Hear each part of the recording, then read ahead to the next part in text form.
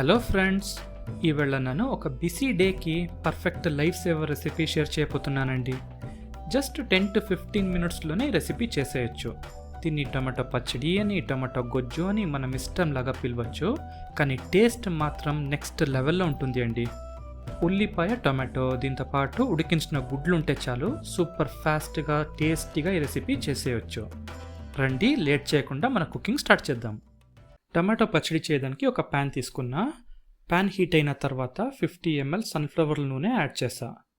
ఇప్పుడు 200 గ్రామ్ ఉల్లిపాయని ఇలా స్లైస్గా కట్ చేసి యాడ్ చేసా. ఇది బాగా ఉడకాలని ఏంటి అవసరం లేదండి. ఉల్లిపాయ క్రంచీగా ఉండే టెక్స్చరు ఈ పచ్చడికి బాగుంటుంది. ఇప్పుడు 2 రెబ్బల కరివేపాకులు యాడ్ చేసి దాని సువాసన ఉల్లిపాయతో పర్ఫెక్ట్గా కలిసే వరకు సాటే చేద్దామండి. ఈ టైంలో 200 గ్రామ్ టొమాటోని యాడ్ చేయబోతున్నాను. ఈ టమాటో పచ్చడికి నాటి టొమాటో బాగుండదు, అందుకే యాపిల్ టొమాటో యాడ్ చేసా. టొమాటో శుభ్రంగా ఉడికి పచ్చడిలా ఉండాలండి, అందుకే ఈ టైంలో రెసిపీకి సరిపోయే ఉప్పుని యాడ్ చేశాను. ఉప్పు టొమాటోని త్వరగా ఉడకడానికి సహాయం పడుతుంది అన్నమాట. దీన్ని మూత పెట్టి ఉడికించాలని ఏంటి అవసరం లేదండి.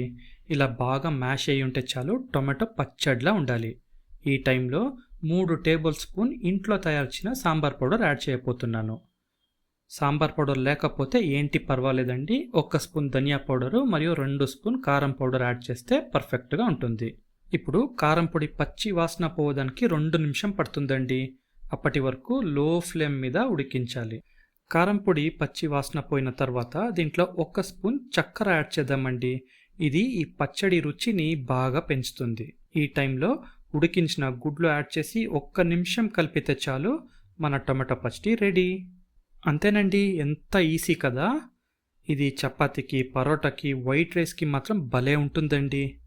మీరు దీన్ని ఒక్కసారి ట్రై చేసి చూడండి, చాలా అంటే చాలా నచ్చిపోతుందండి మీకు. ఓకేనండి, ఉంటాను. ఇంకో వీడియోలో కలుద్దాం. బాయ్.